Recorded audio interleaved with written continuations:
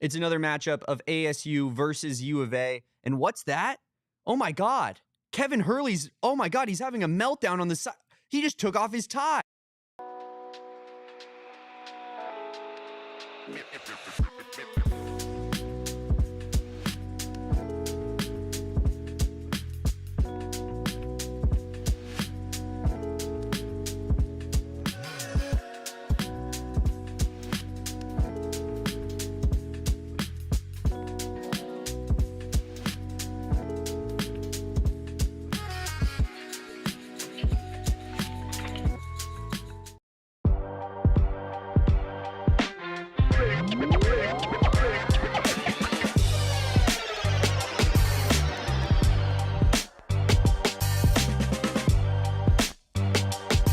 This music, Kevin. Welcome on into the AZ Wildcats podcast. And that's right, it's not the saddest music of all time. It's not the lost music.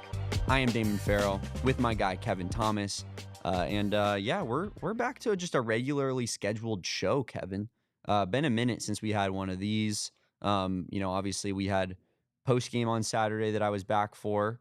But what has it been, like 3 weeks since we've had like a kind of like a normal schedule 12 p.m. type of show? Like that's far too long. It's far too long, brother. It definitely feels like that, Damon. And I definitely missed having you in the studio just for a regular, live show kind of vibe. Just because, the chemistry is better when it's just, consistent. You and I get to get up here and chop it up every single day. I think that's the best recipe for success there. So it's nice to have us both back. As Leah says in the chat, squad is finally together again. And yeah, Damon, it just feels good overall to be back in the stew. It absolutely does, Kevin. It really, really does. And hopefully back in the win column after tomorrow's 9 p.m. tip-off, which gross, nasty, gross. Disgusting. I feel like we keep talking about it every time we get one of these tip-offs, but like, good Lord, man. Like, I thought that we went to the Big 12 to get better tip-offs. What is happening? Please deliver us to the Bryce James era where ESPN will be slobbering all over themselves to get Bryce James in a prime time slot. We can put Bryce James on the TV while he's sitting on the bench, like 20 times a basketball game. I always go back to Kevin and Arizona fans that were around for this time period when Arizona played Houston in football at Houston. Probably it was the first year of Kevin someone, so 2018, I believe it was. They showed Ed Oliver on the screen. I'm not kidding, Kevin, for probably 65% of the football game. Like, whether he was on defense, whether he was on the sideline talking to people after it was a blowout because De'Aaron King, who, of more Miami fame, but was their Houston quarterback at that time, was just running rampant all over a horrible Arizona Wildcats defense. Like, you just saw Ed Oliver on the screen constantly. And we need some of that with I'll take the trade-off with that with Bryce James if it means that we can get to bed a couple hours earlier. Forget sleep, to be honest. I just want the most amount of eyes on Arizona basketball as possible. And like Leah says in the chat, a 9 p.m. start for a rivalry game is disgusting. It is. This is a, you and I had a discussion about this maybe maybe a week before the first matchup this season between these two teams. But it might not be the most famous matchup in all of college basketball. But it's a premier rivalry still, at least on the West Coast. I know this is inside baseball here, but Kevin, it just happened again. I got my whole tweet set up and I went to post and Twitter just aired on me again for the second time. Have you tried unplugging it and plugging it back in? Have you tried disconnecting your router and reconnecting your router, Damon? I'm so sick to my stomach, man. Third time's the charm, maybe, when I type this whole tweet out. I guess I'm going to copy and paste it just so I have it like all set up and ready to go. But I think we got to start up did Elon shadow ban Damon? Is Damon being silenced? I wish he would, dog. I wish he would. Test me. Yo. No, I already got crazy. enough just anger built up in here. Yeah. Like test me, brother. I'd love to see you try to shadow ban me. Yeah, no. But back to what we were talking about with the time slots for sure. About it might not be a premier top 3 rivalry in the nation, but this is not a 9 p.m. start time game, Damon. It just isn't. Like I don't know. There are much worse games that have gone on at much better times this season. than Arizona State. Even though it's a depleted Arizona State, there's still entertainment value there because of the Bobby Hurley factor. Yeah. Will he have a meltdown? Is there going to be another headbutting situation? Oh, wait, that guy got kicked off the team. So I think we're good. I think we're good on that front. But no, in all seriousness, the 9 p.m. start time makes me sick to my stomach, like you said. And I'm tired of those. I'm really tired of them.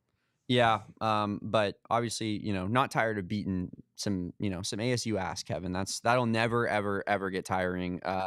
Especially considering, like I think my favorite part of and I'm saying this, I'm getting a little bit more into this because I got Eric Ruby kind of staring over my shoulder here, giving me a smirk. So I'll get into it a little bit more. It feels great, especially when they start bringing up other sports in the middle of basketball season. Well, no, I talk football. That's the difference. I keep it on the topic at hand. Maybe other people in this fan base do not, but I'm speaking about me personally. You and Totri cannot keep it on the topic of basketball because that's the sad existence that we live in, and it's year after year. It is what it is, Eric. But we love this basketball matchup. It doesn't get any better than that. And Kevin, we've talked about it before. Bobby Hurley is, he's obviously a polarizing figure. I'm kind of a fan because I love the entertainment value of it, and hashtag Bobby forever, as we've coined on this show. But you're a little bit more of a hater.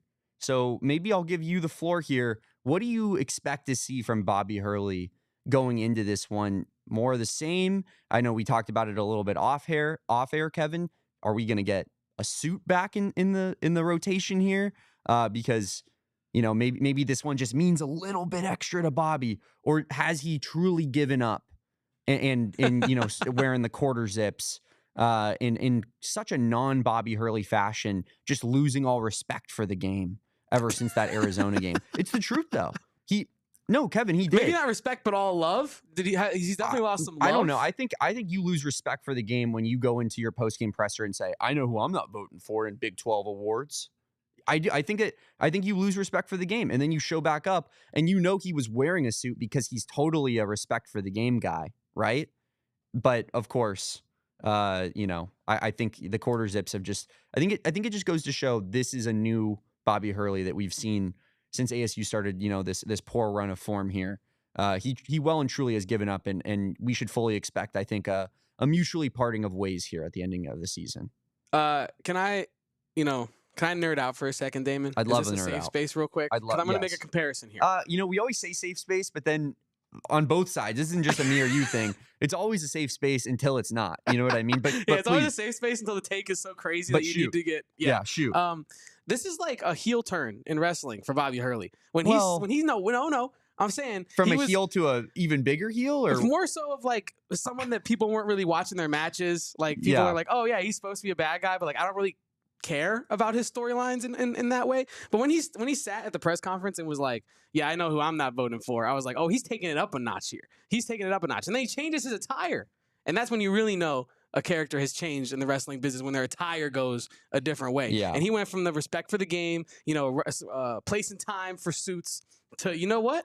I'm just showing up quarter zipped, and whatever happens, happens. I think Bobby Hurley has gone over the edge there. And I honestly, Damon, like you said, we were talking about this pre-show. You're going quarter zip. I say Bobby Hurley brings the tie back, ladies and gentlemen. I say he wants to give the tie a little bit more juice because the tie ran out of juice against Arizona. And I think he's going to figure out, only one way to get juice back in the carton, and that's to refill it. You got to bring the carton out and refill the carton. You can't just have it in the freezer or the fridge just sitting there empty. No, you got to fill it back up. And so I think he's going to break out the tie and try to get some respect back. Here's where I'm at with it, Kevin. If he brings the tie out, this is well and truly, he's admitting this is the Super Bowl. Admitting, straight up. Yeah, that's true. Like they might cut down the nets afterwards. I don't know if this is the last one they've had. I think it might be, but ASU Arizona at McKill Center. The last time I can remember an ASU win there. Oh, I guess the Cambridge shot happened. So let me put that to the side for a second. That obviously was that was well and truly their Super Bowl. But they had a really good team with Lou Dort and with Cheatham and Josh Christopher. They had a squad over there, and they swept Arizona that season because that was the year that Arizona had Justin Coleman and Chase Jeter and just not a good Arizona basketball team. When they beat us for the second time, Kevin, at McHale, I was in the Zona Zoo. as a student watching the game. I mean, throw the ball 100 feet in the air, dancing down the court. After they won. I've never seen a celebration quite like that for a regular season win in my entire life. And so you know that this one means more to them. I don't know if it necessarily means more to us. What was that tweet that they had before the first matchup this season in McHale North, where the ASU basketball account kind of tweeted like this one just means more or something like actually along those exact lines? Yeah. They said we know it's the Super Bowl. They said it's the one that matters most, I believe. Yes. I think that's what they said. I think that is what it is. A word for word, which I personally I love. Because we would never say that about a game against them. I don't think really in any sport. This is to the be game. Honest, not even football. This is the game to get to Kansas. This is you got to do what you got to do to play Kansas. That's what this is. And yeah, no, I'm totally with you on that. It's kind of funny how this is going to be their Super Bowl, especially considering the way that their season has gone.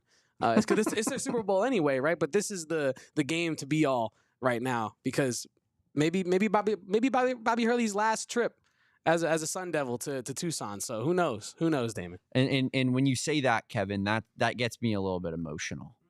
Because safe space. Let's talk about it. It's been a decade of Bobby Hurley's brilliance versus Arizona.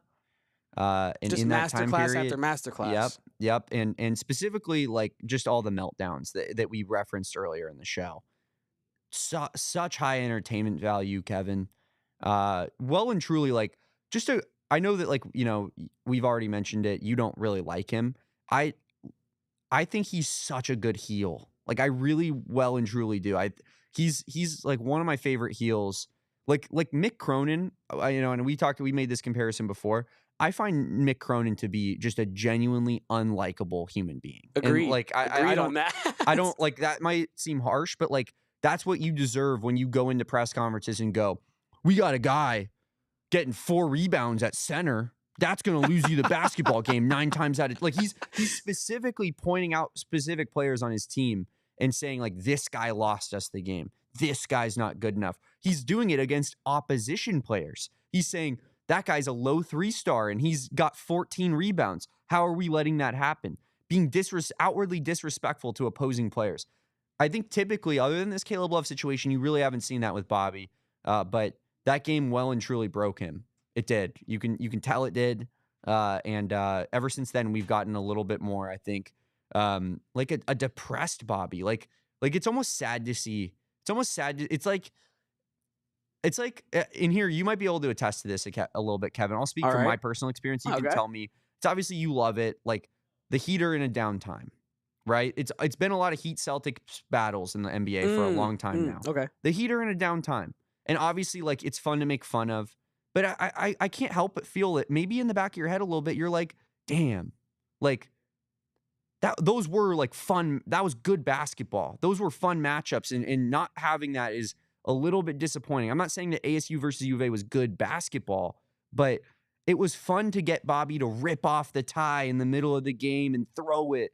And you know, even when they win, for him to like start screaming at the fans at McHale, come on, like in their face and whatnot. Like, I just feel like, you know, losing that aspect of it, because I don't think we're going to get that into this game. I think we're going to get a more apathetic Bobby.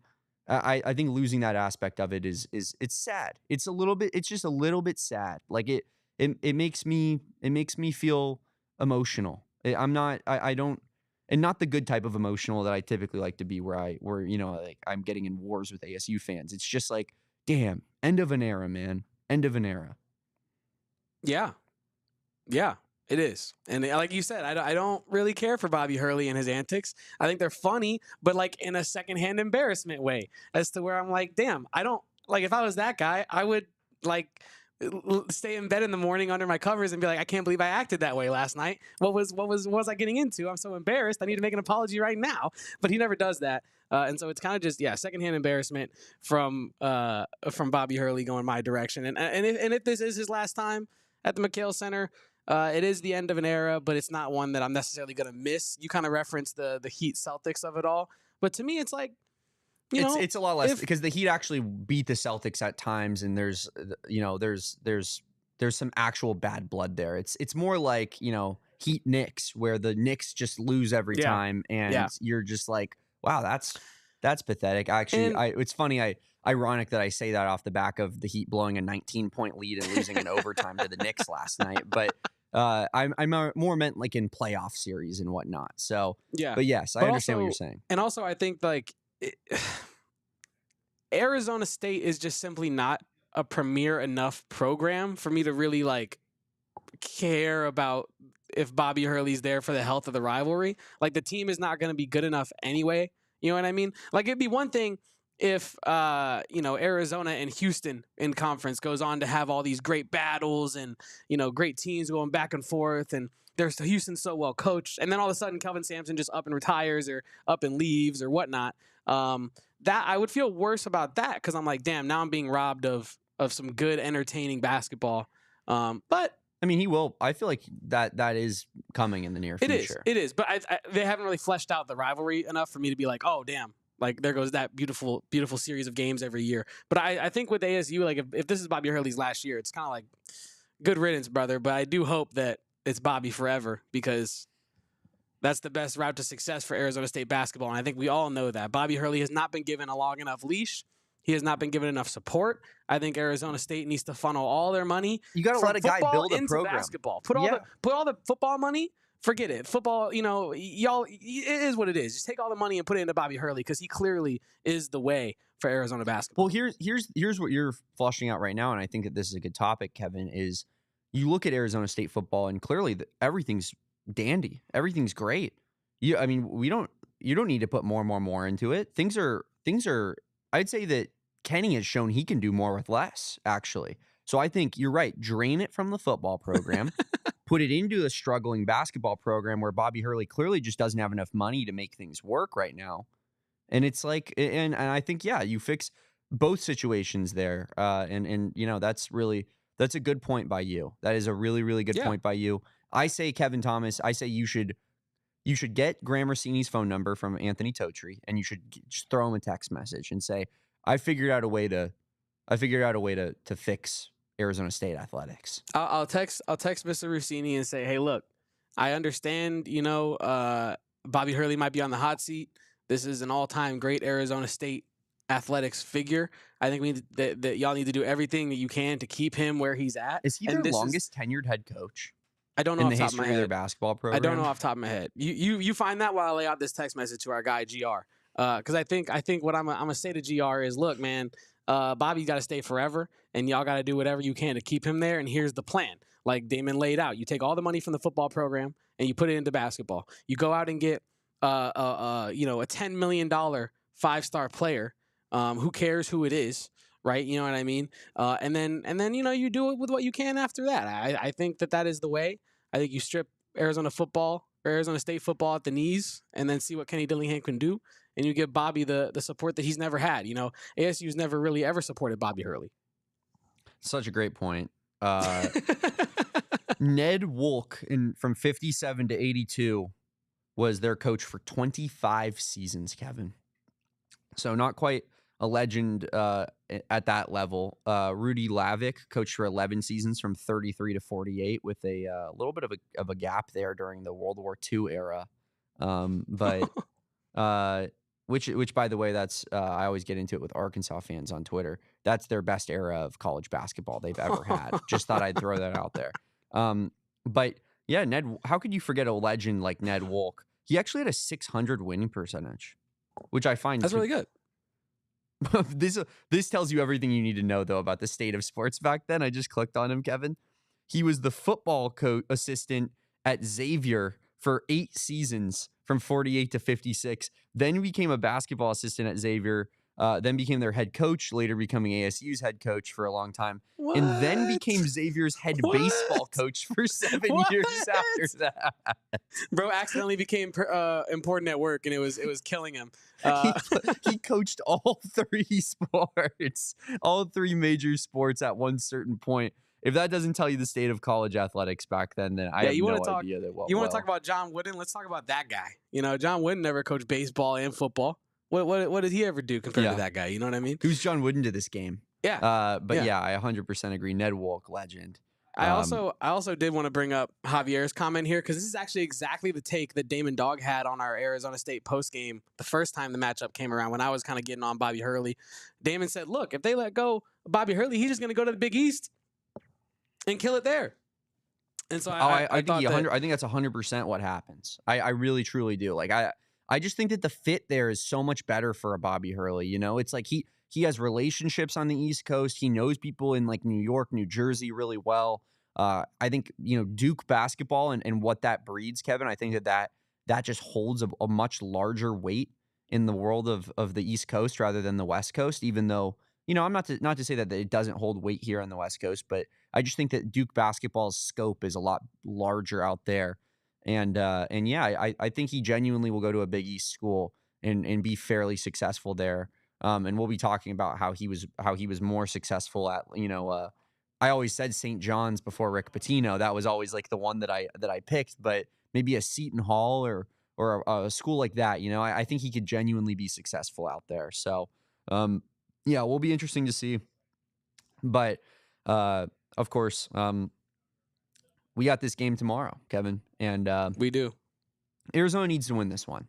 I know we've been kind of overlooking it slightly, talking about the Kansas game, because that Kansas game it feels like it's much more important at Kansas. Last game of the season could be for the 2 seed in the Big 12. But yeah, we do have to talk more about this game tomorrow and kind of just what this, what this matchup breeds and kind of where ASU is at as a program, because they're missing some key players. They've lost a key player who, you know, Caleb Love must have said something that was nasty. That guy's so emotionally under control and mature. There's no way that Caleb Love, you know, didn't say something to get under his skin. Oh, it's totally Caleb Love's fault that BJ Freeman assaulted a guy on the court and then he would never, and then got kicked off of the basketball team. Totally all Caleb Love's fault. Not sweet BJ. We're going to talk about all that and more on the AZ Wildcats podcast. But first, Kevin, let's talk about our friends over at Phoenix Raceway. I love Phoenix Raceway. I love a little bit of NASCAR. And it's not really like, I know this isn't part of that, but it's not because I'm just like a big gearhead. I'm not just like, I don't just love, you know, the speed out there, but I love the vibes out there, man. It's even if you're not a big NASCAR guy, you can have a phenomenal time out there at Phoenix Raceway in the Estrella foothills. You got nice scenic views. You know you're going to have good weather because it's March 7th through 9th this upcoming weekend. And like, could we have better weather right now, Kevin, than what we've been having in Arizona recently? Still put on a little bit of sunscreen, but I'm telling you, it's not going to be too hot. It's going to be great for what us Zona boys and gals love. And I love our friends over at Phoenix Raceway. Good vibes out there, good drinks, good food. I mean, they got it all. Go hang out at the NASCAR race out there. It's the best in-class fan experience the whole family won't forget. And yeah, we went out there last year. Just a phenomenal time with the crew. Disappointed I can't make it out this year, Kevin. I really, really am. I would be out there if I could. Would have gotten all the boys. But yeah, Phoenix Raceway. It's going to be a great time. Get your tickets now at phoenixraceway.com. And if you're trying to show up to the Phoenix Raceway in style, there's no better way to do that with our friends over at Branded Bills. And if you want to elevate your brand with Branded Bills, they can do that. All the custom logos for your company or whatever you got going on, you can get that on a tee, a trucker, a fitted, a beanie, all that good stuff. We have the Arizona hat right above Damon's right shoulder, left shoulder, stage left, if you will. Right shoulder. Right shoulder, but they're left anyway. Like I said, elevate your brand with Branded Bills. Probably the most comfortable hat I've ever put on top of my head. They have a bunch of really fun and cool designs. They're very nice people. They asked me and Damon what we wanted for Arizona on a hat. We said the old Wilbur with the A on the little cowboy situation, the hat. It was very nice to have a company come in here and be like, what do you guys want? So go support Branded Bills, local Arizona company. Head to brandedbills.com and use code PHNX for 20% off of your first order. Tell them we sent you as well. Well, Kevin, we mentioned it. We got some ASU preview to talk about. Why don't we pull up ASU's stats according to KenPom in this season? And things have really fallen off a cliff for the Sun Devils here. They're 13-16 overall. 4-14 in conference, Kevin, and you can attest to this. That got a good belly laugh chuckle out of me when you read that off to me to put in this graphic earlier this morning. What a just atrocious conference record. 10 more losses than W's. This is what we talked about, to be honest, Kevin. Here, you can pull this off screen for a second. We'll bring back up these numbers. When we made this jump to the Big 12, I think that there was some thought process from especially our guys here in this building that it was kind of going to raise all tides, right? That going into the best basketball conference in America was going to benefit ASU basketball because, well, we got to play better now. We're in a conference where there's so many good teams. There's no cupcake games like in the Pac-12 anymore. So, we got Shannon and Quaintance. We got 2 5-stars. Like this is going to be good for ASU basketball. No, Kevin. Absolutely not. This was always going to be a disaster for them in this sport. That's not to say that they won't have good years, maybe here and there in the future. And I'm sure that some people will, come at me if they're watching this and be like if it, or down the line, Damon said we would never be good in basketball. But the reality is that they had a much better opportunity to make the tournament and be good in the Pac-12, Kevin. That is undeniable. We saw it. They made Dayton a bajillion times. Bobby bought property out there because they were in the first 4 games. How many times? I think 3 separate times under Bobby Hurley in this 9-10 years he's been their coach. So yeah, I mean, I think it's hilarious that they thought that this was going to be a good move for them. I think it's good for their football program because there's no Oregons, USCs, Washingtons in the way now, right? There's a lot more of it's open season, I think, for football, right? You're going against Iowa State in the Big 12 championship game, which is, on caliber as a program as ASU, if you know what I mean? So it's like you get into basketball and this was always going to be a disaster, Kevin. And I think it's hilarious that there are actual takes out there, if we were to go back, that said that this was going to be good for them. I think, I like the idea of the rising tides with the respect to like maybe revenue sharing and stuff like that. But like in terms of like competition, you're still the team that you were in the Pac-12, like a rising, like you're a mid Pac-12 team going into the best conference in America. And going into the Big 12 isn't going to gift you extra 4-stars or that are gritty and tough out of just for, like a signing bonus. Like that's not how it works. You're still the team that you were in the Pac-12. And it's not like they were winning the Pac-12 all the time either. So yeah, Damon, I totally agree with you on that. It kind of feels like what's it called? Just the newness bias of things. I forget the actual term for it, but just recency bias, I guess, in a way where it's wishful thinking. Yes, that's what I'm looking for. Yeah, when you join a conference, you're like, oh, everything's new, fresh slate. It's gonna be better. No, it's not gonna be better. At least in basketball, because you and I spoke about this. I think it will be better for them in football, but that's what I was getting at. It also opened things up for us. It's different for every sport. It's different for every sport, right? Because the quality of the conference in different sports is better or for worse, right? So, yeah, I think that Arizona State fans probably got lulled into a sense of security by the football season, and then got harshly woken up by this basketball season. They were riding so high, Kevin. And you remember the beginning of the season, the Shannon Love takes, and Caleb Love's had a disaster shooting season. But those were real things people said out loud. Bet you'd rather have Shannon now. No. I'll take the guy who's the emotional leader of the team, the good defender that he is, has playmaking chops that Shannon doesn't have. All of that stuff immediately raises him above. I don't care what he shoots from the field. So, yeah, I mean, that was never, ever going to be a really a debate there, as much as they tried to force it. And yes, I think it absolutely was wishful thinking. They were riding high, absolutely based off of their, dream miracle football season that they had.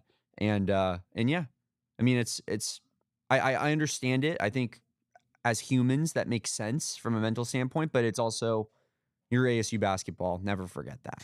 Can I'm really okay. Yeah, you're right. You know what, Damon? Back to you. Back to you, Damon. No, it's good. Back to you, Damon. No, it's good. No, I'm playing. It's kind of like when I clean my house, Damon, and I put all my dry laundry on the bed, so I have to put it away, and then I go to the kitchen and start cleaning stuff. I look at the kitchen, and I'm like, wow, it's so clean. I'm killing it, man. My apartment is spotless. And I open my bedroom door to the mountain of clothes that I still have yet to put away. And it really takes that frown or takes that smile and turns it right into a frown. That's the Arizona State athletics story this season, right? You go through, you're like, oh, we're killing it. Nothing could stop me now. And then you get to basketball season and you're like, nightmare, what happened? But it's just like the football season made you forget the basketball season that was coming up, because nothing changed, right? Nothing magical happened to the basketball team that made them this way. This was the season that was going to happen anyway. Isn't playing basketball. Yes, exactly. Like Camp Scattaboo made Arizona State fans forget just how sorry their basketball program is right now. But yeah, no, it's going to be. It's a game, Damon, that if Arizona doesn't look amazing in this one, it's problems. Got to be a blowout, Kevin. Let's bring up that team preview one more time here. Of course, ASU offensive rating putrid, 88th in the country. Defensive rating okay, 54th. Hey man, we got to talk about the game. I know you guys got to talk about football, but Anthony Totri mad that we're breaking down basketball here. Mad that we're just bringing up things that are true. You know what I mean? Tempo kind of middle of the pack here, and strength of schedule. You know, I had producer Kyle of the Sun Devils pod. Kind of give me a guess for what the strength of schedule is going to be. You guys both were in the 100s. What did I say, like 102 or something? Yep. I think like 111 maybe. I was wrong anyway. It doesn't matter. 9th hardest schedule in the entire country, which checks out, I think. I think that's what the Big 12 breeds, and that's kind of what we're talking about, Kevin. Is the Big 12 is that difficult. All these schools in the Big 12 have strength of schedules that are around that range for the most part. You know what I mean? And whoa, Damon. Sorry, I was doing some math. I know. I think you wanted me to jump in there for a second, but I was doing some math. Can you guess how many top 50 KenPom teams Arizona State has played this season? Top 50. Now, I will give you. There are a couple like 53s. There's a 55. So the number could be like 3 higher than what it is, but the number is quite high. How many games have they played? They have played 29 games total. I'm going to say they've played 15. Yes. Whoa. What? Bang. Bang. Damon Dog from 3. That's what we do. Yeah, it's exactly 15. And there are a couple teams right here on the edge, like West Virginia 53rd. Santa Clara was 55th. So like Arizona State genuinely has played like an incredibly tough schedule. It's a gauntlet. Similar to ours. We have the 7th hardest strength of schedule in the country, Kevin. So it's very, very similar there. As we get a nice little cameo from producer Kyle. Kyle, I just mentioned your name on the pod, so I think that was fate. It was good timing there. Wait, since you just guessed the exact number of top 50 games they've played, can we bring up our guy Noah? Yeah. Our guy Noah Welbrecht, who not only has probably the best baseball arm in the office, just cold off the couch, but also Shoeless Bo Brock went out there and gave us similar miles per hour. That was pretty impressive too. Noah never played baseball 40. like that though. The dude's 40. We can go back and forth though. He's 40, but Noah's never played baseball really. True. So we can go back and forth. We could argue. We can go band for band. Also, Noah's a spry, 23? 24. He's older than me. Come on now. Okay. He's elderly. Come on now. Yeah, come on. Anyway, though, we asked, what did we ask him? We asked, he went to Central Michigan. For Central Michigan's strength of schedule. And we asked, he was like, I wonder what Central Michigan's strength of schedule is. Probably like 172. And I go look it up. I mean, it was 172nd. It was 172nd. It begs the question, Kevin, if he knew it beforehand, because it was such an on-the-money guess. Is Noah Welbrecht like low-key more of a sicko than we thought? I mean, I honestly, I think, and producer Kyle can attest as he's right there. I don't think Noah's that locked in on Central Michigan. No, I don't either. But I'm saying, has he been pulling a fast one on us this entire time? Because like that was unbelievable. Like that is such a coincidental guess that it breeds questions of, and I've said breeds 6 times on this show already, so I got to get that word out of my vocabulary. But it brings up the question of like whether or not he knew specifically, because I just don't believe that he didn't. What's that word for when you see something? It happens in like comedy all the time where people like steal jokes, but they really just heard a joke 5 years ago and then it like kind of recycles and they think they thought of it. Subconscious. No, but there's like an actual like word for when you steal something and you don't think you've stolen Tell it, that but to you've the definitely judge, stolen Noah. it. No, maybe that's what happened to Noah. Like maybe he saw it and he subconsciously knew it. He's over here pleading his case, saying that it was I real know, Paul, thoughts. I'm a genius. But I'm telling him, say it in a court of law. Yeah, tell it to the oath. judge, Yeah, Bucko. Tell it to the 100%. judge. Getting back to this matchup here, Kevin, because we do have to talk a little bit of hoops. We do. I think, we look at ASU and we say that's obviously not a good basketball team, but it's gotten even worse, right? It's a depleted basketball team. Yes. You have their most talented player is Jaden Quaintance. Rumors are he could be done for the entire season. I don't see why he would want to play on this team. What does it benefit him? He has to play another year of college basketball because of his age. Time to transfer out, buddy. Time for your agent to start looking at other opportunities. Time for him to hit up, other bigger programs across the country and say, what are you guys willing to put on the table for this guy? Because I truly do believe in Jaden Quaintance. I think, you look at the athleticism and the ability to even put the ball on the floor a little bit. Like, he has a decent little handle I don't want him dribbling, but I'm saying, like, he can. I've seen him do it where I'm like, okay, that's not like, he's not like a big stiff. Is more, I guess, what I'm trying to say. He's very athletic. He's kind of a freak, to be honest with you. He's one of the best shot blockers in college basketball. Like, that is going to be, someone is going to want that across the league. So I think that's somebody that, he should be moving on, looking into that direction. Sandin, same way, but he's still here. But you can't help but feel that maybe he's a little bit checked out, right? Like, I'm sure he did drop 28 against Utah. That's the most points of any Arizona State player all season. Oh, Utah. Oh, as they lose by 20. I'm just adding context here. I'm just saying. But then you got BJ Freeman, who's their leading scorer, who, obviously he's a saint and he would never do anything wrong, but kicked off the basketball team. And then, of course, Adam Miller, who's, now going to be given probably a free rein to just throw up as many shots as possible. Well, he's going to be out, isn't he? But he's hurt. Yeah, so I don't think it's been announced yet, but he didn't play against Utah. So we're looking at potentially their next guy not playing against Arizona.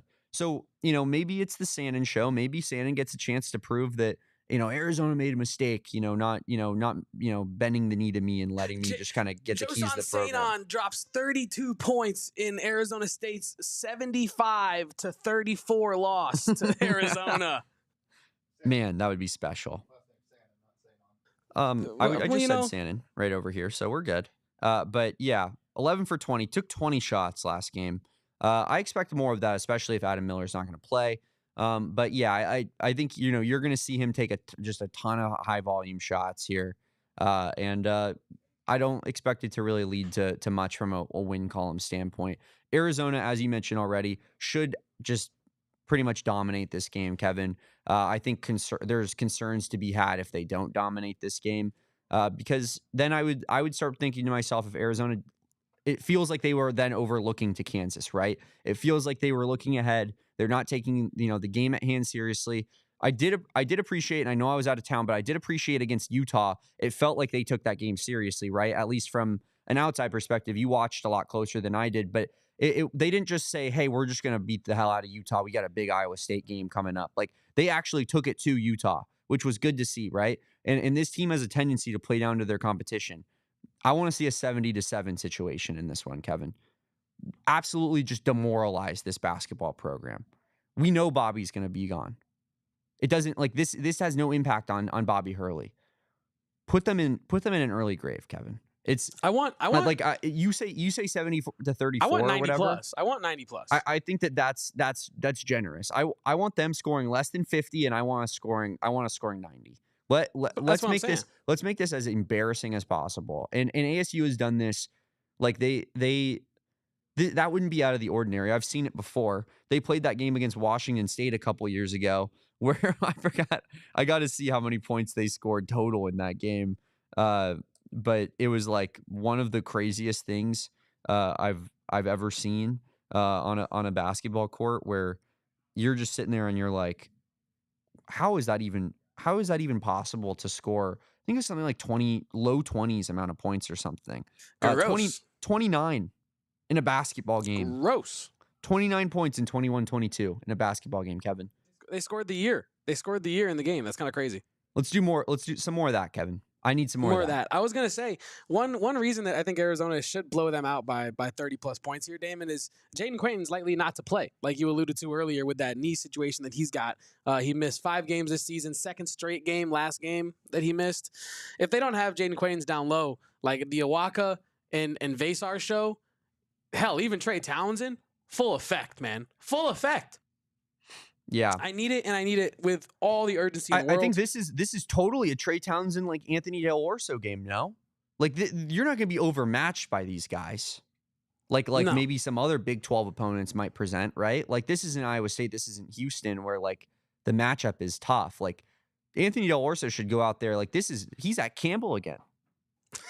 Did you see what I tweeted yesterday? I found a set. I muted you on Twitter. Oh, okay, that's valid. I'd be saying a lot of BS on there. But no, I think there was a set that I think that Tommy Lloyd could implement for ADO. I'm not trying to do his job for him, but I just saw it in my Twitter feed. Oh, what, you think you know better than Tommy, bro? Nah, I don't actually, but I did see this set. It was really cool, like double flare set. You can go see it in my Twitter. I said it would cook for ADO. But pretty much like running more sets for ADO in this game, I think would be a good plan, right? This is a team that ADO can get going against. Same thing with Trey Townsend and some guys maybe that have been struggling at times this season. I think this is a momentum builder for those guys.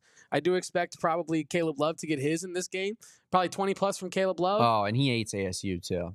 Probably 20 plus from Caleb Love. Probably 4 assists, 4 boards. Maybe a forks down at Bobby Hurley. Bobby Hurley going into the post game talking about that kid has no class. Yeah, you know who I'm talking about. After he said that he's not going to vote for him in the postseason awards in the Big 12, and then of course, if that would be the most, would that not be the Kevin? Seriously, that would be the most ASU thing of all time for Bobby Hurley to go out and say specifically, "I'm not voting for this guy no matter what because I have a personal vendetta against him." Essentially, then Caleb Love to respond back with like a forks down or like jawing in his face, like after he hits a big 3 or something. And then for that to then be an ASU fan thing to be like, no class, scumbag, U of A. Of course, this is so on brand. Like, that would be the most ASU social media, like, fan beef of all time. We're predicting that will happen. I am putting my stamp on that. That will happen in this game. I'm going to post this clip, Kevin. We're going to go back. We're going to clip this. We're going to post it and say exactly what we said was going to happen is going to happen. I love that, Damon. And on the other side of this break, I do want to ask you about predictions. I want to ask you specifically for a score prediction and for an X Factor prediction for the University of Arizona. We're going to talk about that right after this quick break. You know, first, Damon. Oh, okay. Oh, go ahead. No, get in your bag. Get in your bag, Damon. I was going to talk about our friends at Circle K. Is that okay with you? I love Circle K. Please talk about the people. All right, over let's Circle do K. it. I'm a member of the Inner Circle Rewards, Kevin. I got to get some gas coming up here. Gaslight hasn't come on yet. I will tell you that because I know you worry about me. But Circle K, when that gaslight does come on, you know I'm a stone's throw away. This is Arizona, baby. There's Circle K's all over the place, like literally all over the place. So whenever that gaslight comes on, I just pull straight off. Oh, there's a Circle K in that shopping center. Oh, there's a Circle K past this light. And I love the Inner Circle because it gets me 5 cents off per gallon on every fill up because I'm a premium member.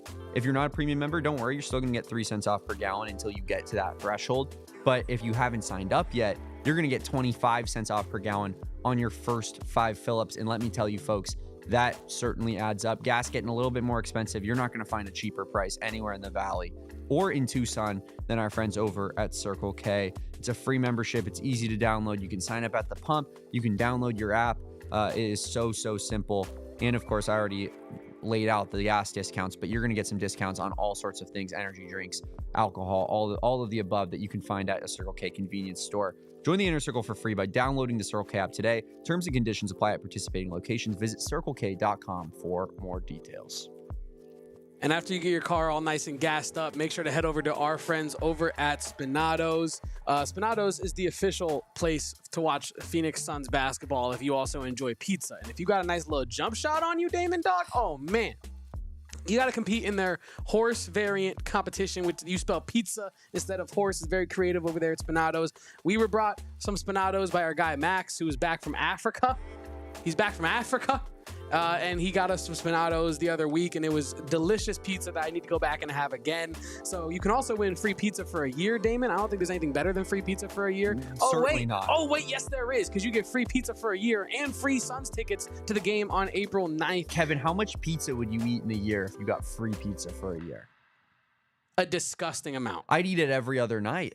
I'm eating it every meal. What's better than free tickets and free pizza? Nothing. So that mark your calendar, Suns fans. The excitement starts at Spinato's. Get all the info on watch parties and pizza basketball contests at Spinato'sPizzeria.com. Spinato's, the official pizza of the Phoenix Suns. TMB here says in the chat, if Cena can turn heel, anything is possible. He's 0 for 16 on choosing the Cats to win the NCAA tournament, but he's going to keep doing it. Love it, TMB. I will admit, I do the same thing every year. And yeah, I usually make one real bracket and then I make one Arizona bracket that is, it's semi-real, but it's a wishful thinking type of situation. And I do the same thing. Sadly, I've never come close to winning that. Also, just real quick, really fast. Won't take up too much time on this. John Cena's a heel. Jade Cargill came back and attacked Naomi. Hey, buddy, save it for the PHNX D-back show later tonight. Save it for the hey. Save it for the PHNX D-back show later tonight. You and Derek are going to be able to wax poetic about it for a full hour. Why was Travis Scott there? Why was he there? Makes no sense. He actually punched. He punched it. He genuinely punched him. Cody Rhodes. Cody's Derek's boy. Cody's kind of a crazy guy, though. I could see him kind of being like, hey, make it look real. Really give me one. Certainly. But apparently they're training Travis Scott to get They're training Travis Scott to get in an actual wrestling match in the WWE. Damon, hear me out. You know who's a musical artist and is actually good at pro wrestling? Bad Bunny. You know what match I now need? Bad Bunny and Travis Scott. That's the stuff I need. Inject it right here. That's what I need, man. And then make the #1 single in America together, because if they hopped on a track together, that would go just absolutely ballistic. But Kevin, let's get into the score prediction here. I'll start off with you. What is your score prediction for the game? Arizona 95. Arizona State 56. Wow. A 40-point W almost. 40-point dub, man. How many men deep are they? Like, are they 7? Are they 7 guys deep? No, right? They're not 7 guys deep right now. They might be 6 guys deep. Yeah, no acquaintance, including a 17-year-old that they brought in the middle of the season. Trevor, you know what I mean? Trevor Best, man. 17 against Utah. Nice. I actually was happy for that kid. No, I think, look. That's a tough position to be in. I was telling this to Eric the other day. I was like, if you can play basketball at 17 at that level, even if you're not like the best player on the floor, if you're serviceable out there, that's damn impressive. Like, that's really damn impressive. Best should genuinely transfer to like a GCU and have like a great career. Ooh. I think. You know what I mean? Oh, who was that GCU player like a couple of years back that just went absolutely crazy? Blackshear? No, more recent than that. Like literally, was it Blackshear? I don't know. It doesn't matter. But yeah, no, I'm with you. But I think almost 40 points. That's what my gut feels. Here, I'll be a little bit more conservative, but I also think that it's going to be a bad game. I'm going to go 87-62. I think Arizona takes the foot off the gas in the final 7 minutes of this one. Get some Liam Lloyd minutes. We see some Liam Lloyd minutes. Conrad. Is Conrad going to hit another quarter three? Conrad's going to play 20-plus minutes in this game. Yeah, is he going to hit another big 3 in this game, though? Yeah. He owns ASU. We've been over this. All right, Damon, we have our score predictions out the way. X factor player for Arizona in this game against ASU. Does it even matter? No, it doesn't. But I guess we're going to say standout player in this game against ASU. I agree with you that Caleb Love is going to score the most points in the game because I think this is a good matchup for him, and he clearly just despises ASU. This is the Caleb Love show. And plays up to his competition against them. So I kind of don't even want to say him because I feel like that's the obvious answer. It's a given. So I'm going to go with, we saw Veesaar put it on Quaintonce's head at the end of after he got postered. So no Quaintance out there. Will Veesaar take a couple more souls? I would like to think so. But I don't know, dude. Part of me wants to say Conrad because he's just gonna get so many minutes in this game that this will be like the Conrad Martinez show. Give me 6 assists from Conrad Martinez tonight. That's what I want to see. That's what I want to see, Kevin. I want to see it too. I'm over here. I'm deciding between 2 players here for my X Factor, Damon. So I'm going back in the logs to see what my first player did against ASU the first time. And my first player did not have his best game against ASU, despite the incredible rebounding that he was able to put up. And I actually think my X Factor is going to be Carter Bryant. I think Carter Bryant, who had 8 points, 10 boards, 3 blocks, 4 steals, in the first game against ASU, I think he balls out in this one. I really do. I think the lack of depth is going to really be helpful for him in that way. You don't have to worry about acquaintance. You don't have to worry about some of the other guys that they had in the first matchup there. And I think overall Carter Bryant probably scores, honestly, 15 plus in this one and does a good job on the boards as well, I think. I'd like to see him get an extended run for sure, especially if this is going to be a big game. Like let Carter put the ball on the floor and facilitate an offense a little bit. See if he has that ability. Yeah. Because some people have, they've done the comparisons to like a Paul George, for example, right? And, because they got similar builds and athletic traits. But Paul George is, I don't know what he did in college, but in the pros, he's a dude who's kind of like bringing the ball up the floor and at times, especially in his prime, like for the Pacers and the Thunder and stuff. Like he's facilitating the whole offense. Let's see if Carter has that in his bag, and give him that opportunity. I like that call.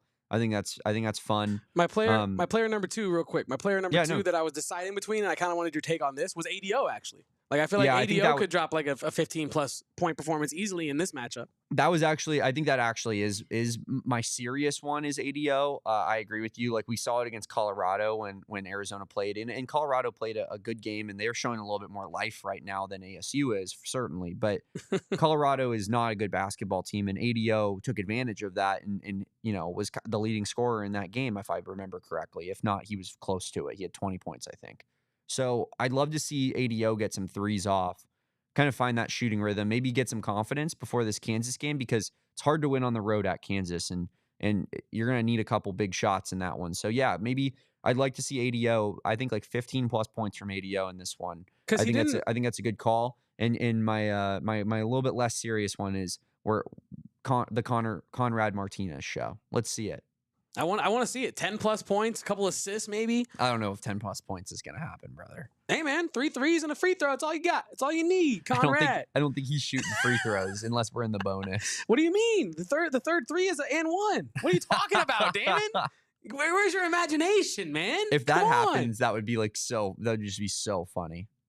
So funny. What's up, JJB? Shout out to JJB, Sun Devil fan there. They fear for tomorrow, but hopefully it's a good game. And JJB's a good guy. I used to, if little known fact about me, I used to produce our PHNX Sun Devils show when I joined on at this company back in the day, and I would, just get in fights with people in the post games and whatnot. But there's some good folks over there, especially the hoops fans, the guys that actually stick around for hoops. Kevin, I genuinely respect those people because it's not easy. Like we've experienced it in football. It's not easy. I know they have too, but like it's not easy to be a good fan of your team when you're being not successful, and those. Those people deserve some respect, but that's sadly not the large majority of that fan base. Kevin, we have some NFL Combine to get through. Nice. Talk about how the Wildcats performed at the Combine there, and also some notes here on baseball and softball. Getting down to the diamond, how did the Wildcats fare this weekend? We're going to get into that right after this break on the AZ Wildcats podcast. But first, let's talk about our friends over at Gila River Resorts and Casinos. I love our friends over at Gila. I already talked about it on this show. I've talked about it on many shows. Kevin, did you know I'm going to Vegas this weekend? Similar to how I had no idea it was your birthday tomorrow. It's your birthday tomorrow? Yeah. I don't think anyone had any clue that, one, I went to high school with Bijan Robinson. Played football with them. 2, I am going to Vegas this weekend, and I'll be honest, I'd much rather be at a Gila River Resorts and Casinos location because it's just it's the best casino I've ever been to. It well and truly is. I was in a casino in New Orleans. Same thing, man. Like you just, there's that casino smut that you got on you when you walk out of that place. Not at Gila. It's the truth though. It's true. No, I know. I loved the way you phrased it. You feel like there's like a 1-inch thick layer when you walk out the door in some of these casinos. At Gila though, it's not like that. It smells so good in there. It's like you're living in the casino luxury. And I love Wild Horse Pass first and foremost. That is my one true love in life. They got it all. They got the high-end restaurants. They got the low-end restaurants that are a little bit quicker for, if you, hey, I got to go get back to gambling. They got the floor games with the minimums that you want. They got the slots, the table games, all of the above. They got the spa. They got the concerts. They got the pool area with the cabanas. Like I'm playing slots over here, Damon. Yeah, of course. Stop bothering me. Have you won yet?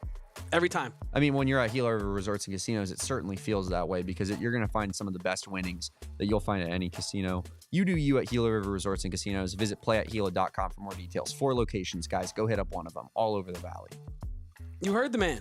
Do it. And you know, Damon, I'm having a nice little birthday dinner tomorrow night with my girlfriend. It's your birthday? And yes, it is. But one thing that's a non-negotiable for that, Damon, you don't want to show up to your own birthday dinner with no deodorant on.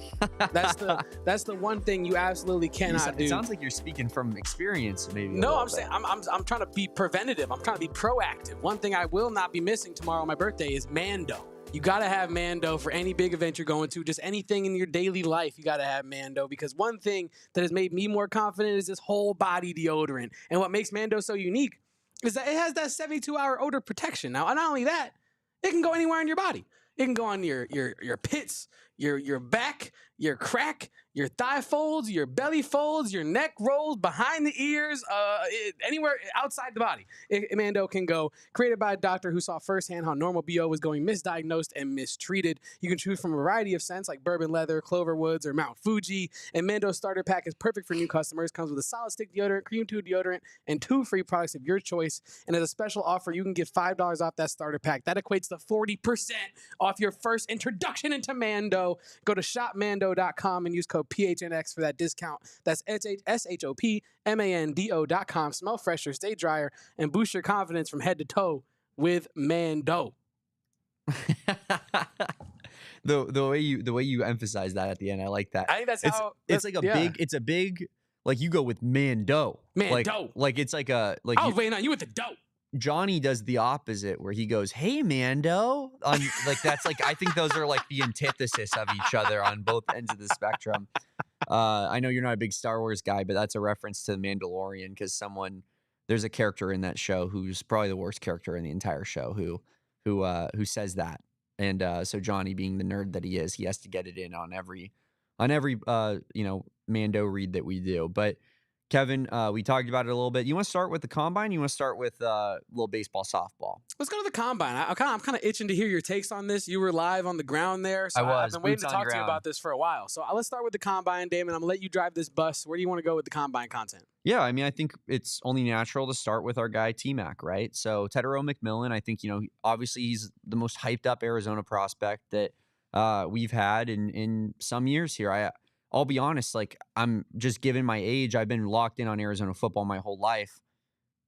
I think I can't remember a hype like this. Being the number 1 receiver in a draft class, like that is genuinely like that means something. People care about that because that's just one of those flashy positions that is always going to have a little bit more fanfare surrounding it, right? So I think that I haven't seen hype match on a prospect like this. I think maybe we could have seen it with Gronk if he didn't get hurt his last year at Arizona. He ultimately became a 2nd-round pick, and the rest is history. But he wasn't that level of prospect. We're going back to like a Chris McAllister. That's how far we're going back in the day. And if he, of course, won, I believe, the Jim Thorpe Award for the best defensive back in the country at Arizona. But that was in the early 2000s or maybe even 99. So, I think you got to go back way back in time before, you find a player that kind of even got maybe Antoine Cason. But again, like a receiver just has a little bit more juice to him than a cornerback does, Kevin. And yeah, it was fun to be out there and have an Arizona guy be so much on the forefront of what people were talking about. So yeah, I mean, I asked a lot of draft experts about T-Mac, and we'll get our T-Mac interview out from Super Bowl that I had and get that out some point coming up here. We'll also get out our, leading into the draft process. I talked to a lot of draft experts out at Combine, some guys that you'll recognize for sure, and ask them just kind of what they were thinking around T-Mac. So, and not to spoil it all, but, I think that we're looking at a guy who's probably going in the back end of the top 10 range here. You did hear T-Mac say at his podium that, he was given like receivers that he really looks up to or guys that he thinks are the best in the league. He mentioned Brian Thomas, who had a great rookie season for the Jaguars. The Jaguars picked 5th in this draft. And there's been some rumors that they are heavily interested in T-Mac. Our guy Bro Brock over at PHNX Cardinals, he said that he thinks that T-Mac was was glazing a little bit because he's trying to get the Jaguars to be like, hey, look at this.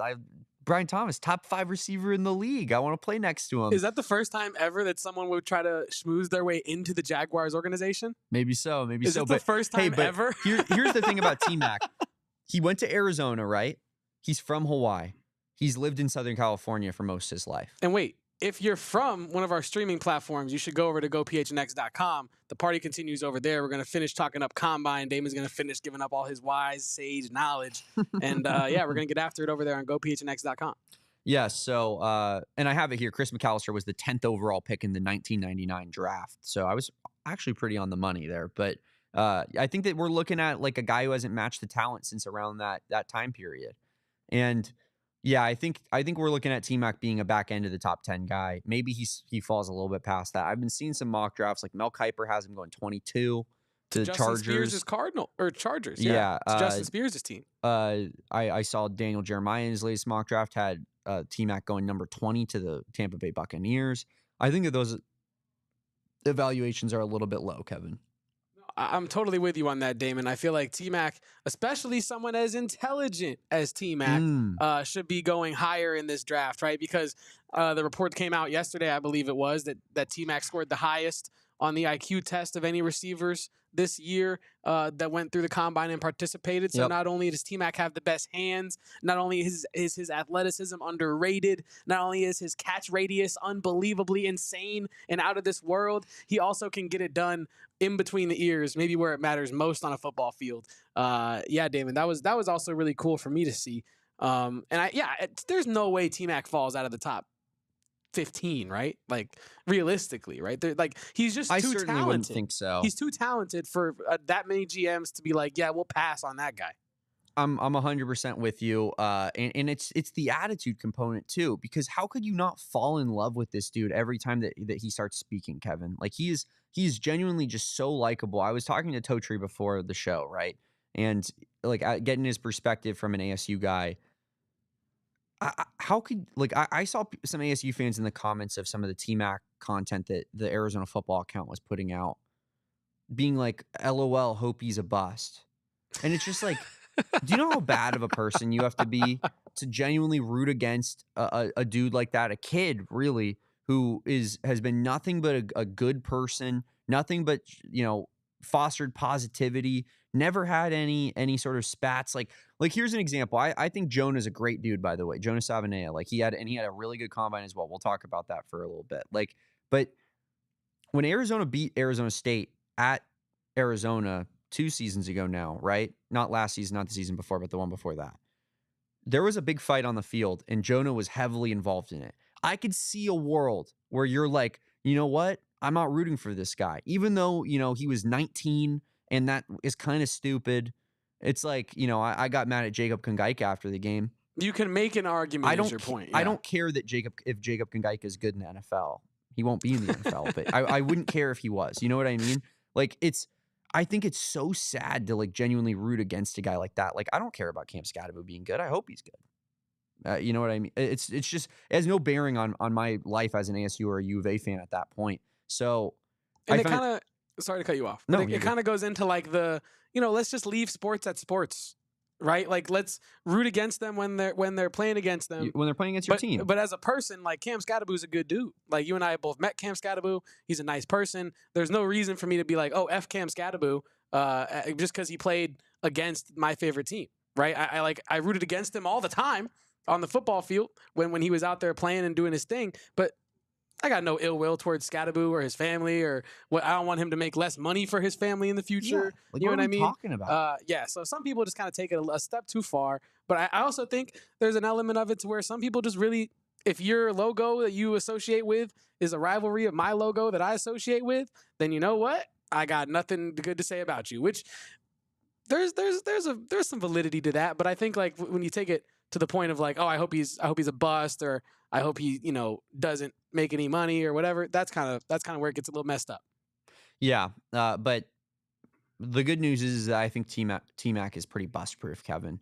Just get him a decent quarterback, and you'll watch. Knocking on wood over here, man. You can do it. I don't even need it because I have that much confidence in T-Mac. There's been some he didn't do any of the drills over at the combine, as many of the top prospects do not. But there's some concerns over whether or not that's going to affect his draft stock because people want to see what his 40 time is. There's been some people that are concerned about what his 40 time is.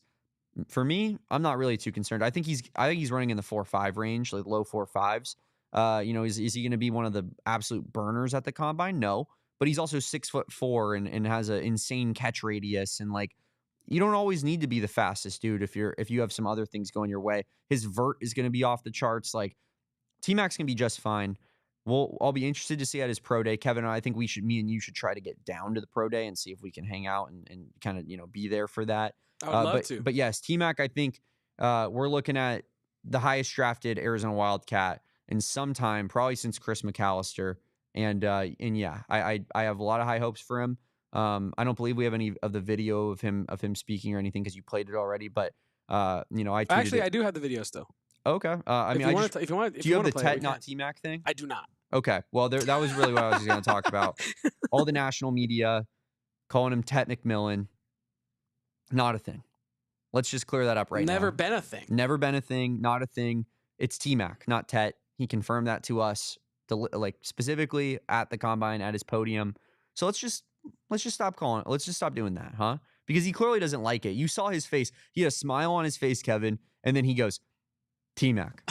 Like he went straight. Like it was crazy. But and I also overheard a Pro Football Talk producer saying that he called him Tet, and he specifically corrected him off air. Like he was like, "Hey Tet, so we're just gonna sit you down right here." Oh, it's T-Mac, by the way. Like you could tell he's a little bit fed up with it. It's also kind of objectively hilarious that like the first time you're meeting someone, you lead with their nickname, but not even their primary nickname. Like he couldn't even get like oh, hey, Mr. McMillan, or like, oh, hi, Tetairoa. Mr. McMillan. No, I'm just saying, like, you can't go like Mr. last name, or you can't even go just first name. Like, you go straight to Tet. Yeah. Like, you don't know him. That's kind of a crazy thing. I wouldn't go up to T-Mac and be like, out there, hey, T-Mac. Like, I'd be like, hey, Tetairoa. Like, I would go first name because human interaction. Like, that's a normal thing to do for a human interaction. Yeah. So, yeah, I think that's kind of funny that whoever that was kind of just like, hey, Tet, yeah, just come over, sit down. Yeah. Yeah. And then T-Mac didn't even correct him to his first name. He goes, hey, it's T-Mac. My legal name is T-Mac. Call me T-Mac. Yes. We also had Jonah Savaiinaea out there, and he put on a little bit of a show as well, Kevin. So Big Jonah ran a 4.595 sortie. 4.59 would be absolutely off the charts. He'd be. Could you imagine? He might be the first overall pick in the draft. He ran a 4.95 40 with a 1.72 10-yard split, which is very important, especially for offensive linemen, because there's never going to be a time where they're running 40 yards down the field. There are times where, especially as a guard like Jonah is, you pull out and you are running 10 yards down the field. Measured in at 6'4" and an 1/8, 324 pounds. Mostly played tackle, played some guard in college. Says he can play both. Told us he can play both at his podium there. But also said, Kevin, mostly he just wants to put his hands on dudes. He just wants to block, and I love that mentality. It doesn't matter to him. He just wants to be out on the football field, contributing to winning. He did. Though have the arm length that you look for a requisite in a tackle, which is pretty important. I know we found that out at the Senior Bowl, but that is pretty important. Let's go ahead and look at his relative athletic score, Kevin, that he has here as a tackle. I can explain this a little bit. That big number at the top, that is out of all of the tackles that have ever qualified to be at the NFL Combine, what their athleticism score is. It stands for relative athletic score. And this puts him just below the 91st percentile. As you can see that number, how percentages work. It's 90.7th percentile of all tackles to enter the draft, which obviously is very good, makes you extremely athletic. Not a tall guy for a tackle. Did weigh a good amount. That vertical and I think that says 7.89 there, Kevin. On the vertical. The vertical says 7.09. 7.09. You failed your vision test. And then what's the broad jump there? The broad jump is 7.04. So that puts, that's in the 70th percentile range for both of those, which is, decent, good. And then that 40-yard dash there, you could see absolutely elite speed from our guy Jonah. And if you watch his 40, Kevin, he is damn fast. But I want to go straight into his relative athletic score as a guard. He likely will be drafted as a guard.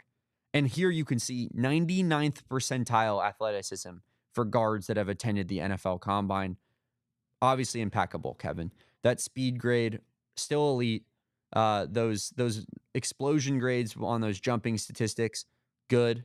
And then you look at the weight there, still good, and that height better as a guard than it is as a tackle. I think that this was a big weekend for Jonah Savaiinaea. I have a report here from draft analyst Chad Reuter. He did a top 5 offensive linemen that boosted their stock at the NFL Combine, Kevin. Big Jonah making it on the list here. Says that he could see teams drafting him late on day 1, but thinks early day 2 is going to be that spot for Jonah. Just a really, really good weekend for Jonah Savaiinaea. I think he helped himself the most of the 3 Arizona prospects that were there at the Combine. Yeah, and I think the third prospect of that Combine was Tyler Loop. But I also want to talk a little bit about just the offseason that Savaiinaea is having, right? Like talk about capitalizing on the moment between the Senior Bowl and the Combine. I don't think he could have raised his stock any higher than he has, right? So I think that's a huge thing when you're talking about Big Jonah, is his ability to capitalize on the moment ahead of him and understand that you only have one shot at this kind of thing, and he's taken his full shot there.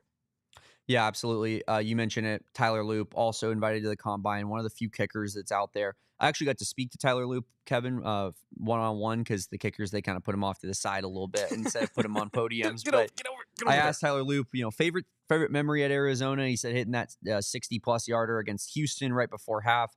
I then, fanboyed out a little bit and was like, I was at that game, bro. It was sick. But yeah, Tyler Loop, good dude. You could tell he's a good dude, and supposedly crushed it at his workout, Kevin. If you want to play some of these clips here, guy Steven Gonzalez was sent out there for Arizona. He's the creative director at Arizona Football. Go give him a follow at Steven Gonzo Art on Twitter. He gave me some stuff to post for our Wildcats account. Very nice of him, very accommodating. But yeah, Tyler Loop, I supposedly went 13 of 14 in his workout, Kevin, from field goal range. Everybody said he was just a stud out there. And he also told me, Kevin, out at the Combine, he said, I told my coaches 65 and in, I got us. And so I said, what's your range, brother? And he said, 65 and in. I told the coaches, that's me. He told me, he said, I can hit some 70s in practice, but I'm not necessarily trying out there in a game to hit that. But 65 and in, that's money. Got to love the confidence from our guy, Tyler Loop. I think we're looking at with Tyler Loop, we see more and more kickers get drafted every year. I think he's totally in play to get drafted here in the rounds 5 through 7. He's one of the best kickers in college football. A little bit of a down year, but I think you could say that for literally anybody on this football team last year. That's just what the vibes were. I don't think you can hold that against him. But he clearly has the leg. He's clearly talented enough. He was awesome as a junior. Like, I think Tyler Loop and U of A, as much as we've had legacy of some bad kickers back in the day that have really screwed us in big moments, we also have a legacy of some really, really good kickers. Nick Folk, Max Deas, guys that were in the league for a long time that made huge kicks for Arizona. I think we're looking at with Tyler Loop, another dude who's going to be in the NFL and be in the NFL for a long while here, because I just believe in Tyler Loop, and I think he's got the chops to be an NFL kicker, Kevin. Yeah, and a guy who wants to put on for the University of Arizona, right? He sent that video into Arizona Football that they posted from their account, just kind of checking in from the Combine, saying how much he misses Tucson and how proud he is to be representing Arizona on that kind of stage. So you want guys like that, right, that are going to go represent the school at the next level in the best kind of way. And I think that's Tyler Loop. That is definitely Tyler Loop. And like you said, he has the chops to compete at the next level. At the highest level, and he has the chance to be one of the best kickers in this class and of recent classes as well. Here's what I like about Tyler Loop from talking to him, especially from a kicker standpoint. Personality-wise, he's very low-key, Kevin. Yes. You could tell he's very reserved. Wholesome. Doesn't let the moment get him too high. Doesn't let the moment get him too low. I mean, he hits that big 62-yarder against Houston, and he's, firing up the crowd, running off the field. But typically, you're not really seeing that from Tyler Loop. It's more of just a, helmet grab, helmet nod with his holder, with his long snapper. But I think that's a good mentality you want to have in a kicker. And from all accounts, it seems as though Arizona's 3 invitees to the Combine, which is more than 1, by the way. I don't know if 3 more than 1.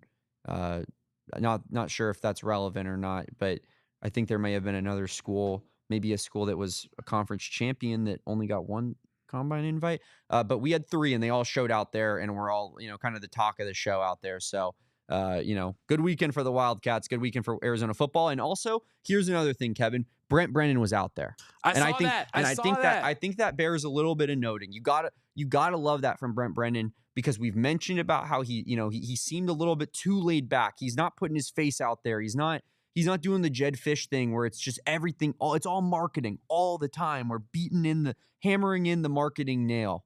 But I think Brent Brennan being out there with his guys, talking about what a great representation of the program they are, how they're going to be a great representation at the next level, all of that, man. I think that's nothing but great for Arizona football. And yeah, you got to love the head coach being out there, kind of meeting some NFL people, putting his face out there, and just, yeah, I think it was just overall a great weekend for the Cats. Huge weekend for the Cats, and I want to talk about that Brent Brennan thing a little bit, because like you said it, last year was a little bit too laid back. This year he's everywhere, it seems. He's at all the events. He's at all the basketball games. He's posting up saying, go Cats this, go Cats that. Love to support my Cats this. And I love to see that from Brent Brennan, because this is a guy who, this is his dream job, right? And I think now it's starting to come through as the passion that he really has for this job, because he wasn't really giving us that as fans last season. So it's awesome to see him out there supporting his Wildcats that he spent. He was in a even tough if it's spot just 1 year, right? Yeah. No, he was in a very tough spot. The expectations are obviously going to be through the roof with what the season we had before, and he had to win games, and he didn't, right? And he deserves a lot of blame for that. But control what you can control. You can control your appearances to the community in Tucson. You can control going to the NFL draft when there's no practice or anything going on at Arizona, right? And that's the stuff that we need to see out of Brennan more consistently. Just I've heard this a lot, and I think it's the truth. Like, someone that gets it, like Kenny Dillingham gets it. Jed Fish got it. You know what I mean? Like Brent Brennan, we're seeing more of that, but we need to see consistency with it, because I think he failed in that regard in year one. And you got to, but at the same time, we got to give praise when we see it, when it's happening in year two, and hope that it, can kind of breathe some life into this program, right? Yeah, no, I'm totally with you on that. And you were talking about coaches that get it. I think Brent Brennan just I think he's kind of showing more of himself this year, right? And I hope that also happens on the football field. I hope that maybe the schemes and the plays that he's running look more like a successful version of what he wants to do, because we talked about this when he was bringing in all these different receivers, and he talked about how you can replace a production of T-Mac by committee, and he talks about how much he loves competition. And last year there wasn't a lot of competition in the receiver room, specifically I'm talking about, and I think that this is him kind of fleshing this team out in his own image, the way he wants it seen, the way he wants it played out. And I think that we're going to hopefully see positive results as a result of that. But yeah, it's definitely a more Brent Brennan fingerprint on this team. No doubt about that. I think it is interesting. I just want to end on this. Like, you had the best receiver in the country and maybe the worst receiver position room in the country. And that's pretty hard. That's pretty tough to do, Kevin. It's very tough to do, Damon. Oh, whoa. It's very tough to do, Damon. And I think that, like you said, it's hard to fill up space on a team when you don't have the horses to do it, right? And he came in here late, like you said, in a tough spot. No excuse for the result of last season as well. But there are contextual reasons as to why things happen. And him coming in as late as he did, with the lack of depth, I'll say, across the board that he had to deal with, hopefully this season he can do what he needs to do to be successful and show some progress, because that's really all we want to see from the football team, right? It's progress. No one's expecting, hey, you got to go out and win a bowl game. Hey, you got to go out and win the Big 12 title. No, we just want to see a better product, man. Like, we just want the football team to not look like they're rudderless. You know what I mean? Totally agree with you there. And Kevin, with that, I think we close out some football talk, and I want to get into softball. I think we go into softball before baseball, because this softball team is good, man. Very good. Kevin, very good. They're 21-2, with one of those losses being a very winnable game against the number one team in the country in Texas. A game that went to extra innings, where Arizona had a runner in scoring position with 0 outs and a chance to walk it off. And five ranked wins as well, Damon. They lose that game, but easily could have beat the best team in the country, at least according to the rankings. This Arizona softball team has the chance to go very, very far. And it feels like, especially with that game against Texas, that this team is not overmatched by the top tier competition. You mentioned 5 ranked wins. I think that we're looking at an Arizona softball team that can go deep into the Women's College World Series. And yeah, I mean, you have in here the stuff about the San Diego State game. Obviously, they're number 23 in the country. You can speak to that if you want, Kevin, but I think the big story here is beating number 4 UCLA in extra innings. No, I'm totally with you. Because UCLA is our traditional rival. It's just like basketball, like we talked about, Kevin. Our biggest sports are basketball and softball. Our biggest rival in both those sports is UCLA. And when you beat UCLA, there's an added element of UCLA. There's an added element of of being like juiced up about it. And I love it. I love it so much. 9-8, Arizona beats UCLA in 10 innings here. Gets off to an early lead. Has to win it. UCLA scores 2 runs in the top of the 10th. Arizona answers back with 3, including a 2-run home run and then a sac fly to walk it off. This Arizona softball team is special, Kevin. And we're looking at maybe Caitlin Lowe's best team here since she's taken over the program from Mike Candrea, and truly maybe the kind of the push to the national stage of like this softball program is back to where it needs to be. The reemergence, right? And I think that you kind of stole the words right out of my mouth. This might be Caitlin Lowe's best squad that she's had since she took over this program, right? And I think the success between softball and baseball as well this weekend was really, really nice to see. You had both vibes kind of coming together there. But I think the softball team, like you said, it can really make some noise this year. Like number 10 ranked, already kind of making noise with 5 ranked victories, really proving that on the biggest scale, this team is ready to produce and to win big games. I can't wait to see what the team can do as the season wears on, Damon, because like you said, this might be the best squad that Lowe's had. Yeah, and she's made a Women's College World Series before, maybe 2. I don't know if I'm blanking on that, but those teams, at least in her first season, that team kind of snuck in and played great down the stretch, right? But this team looks like a team that's like up there with the elites of college softball right now, a team that has a genuine chance to win the national championship. Going to be fun to watch play out. Arizona Wildcats in baseball, fell to number 3 Tennessee. Weren't able to get the job done for their 3rd straight ranked win in a row. But they're 7-4 on the season, had a disastrous start to the season, losing to, Clemson, Louisville. I forgot I think Ole Miss, right? But they kind of pick it back up here. They beat number 1 Texas A&M. They beat, a ranked Mississippi State squad. And, it was a good weekend in the Astros Foundation College Classic for the Wildcats overall, despite the final loss there, Kevin, 5-1 to Tennessee. I think this baseball program is, like I said, it was early in the season. I think we can kind of put that to the side and say, hey, this baseball team is actually a good squad. They're going to be borderline ranked, I think, throughout most of the season. And I think that we're looking at a team that has a chance to win in the Big 12 here.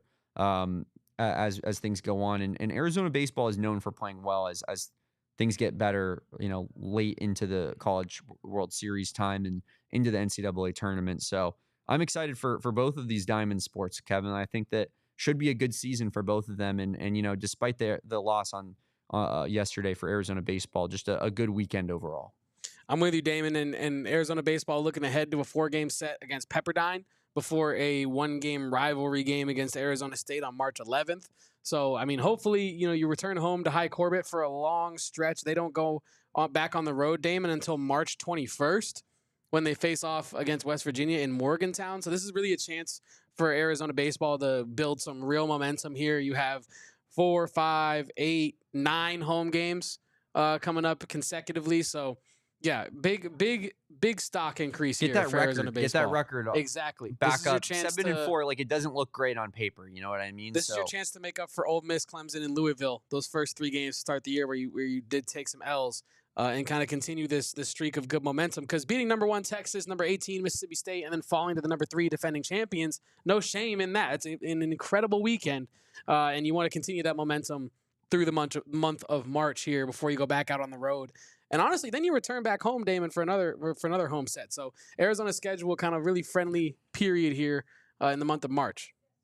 Absolutely, Kevin. It's going to be a good time. Also, an at GCU on the schedule on April 1st. That should be a fun one. Maybe we could head out to that game and maybe do a little bit of content out there. That'd be fun. We shall see. That would be a lot of The baseball boys. A couple seam heads just doing what they do. Speaking of seam heads, watch PHNX D-backs later tonight if you're into baseball like that. 5 p.m. 5 p.m. My guy Kevin will be producing. It'll be a good time. Thank you for watching the PHNX Wildcats show, or AZ Wildcats show. We will be back for a post-game show tomorrow. Might do a watch-along, Kevin. I kind of floated that with our ASU guys here. Maybe we get some fisticuffs thrown on a live set here in the PHNX HQ. But yeah, I think we I think we maybe we do something special for tomorrow's game. To make sure you guys tune in for that. And yes, of course, we will be back. We have you locked and loaded with all of your premier Arizona athletics coverage from around the athletic department, whether that's softball, baseball, women's basketball, football, and more. Kevin and I are going to give you all the big news. Make sure you guys follow our account at PHNX_Wildcats. Follow my guy Kevin at KevoPost. That's KEVOPOSTS. Follow me at Damon Dog. That's DAWG on Twitter. And of course, we will see you next time on the AZ Wildcats podcast. Until then, peace and bear down. Go Cats. We all silly like the mayor.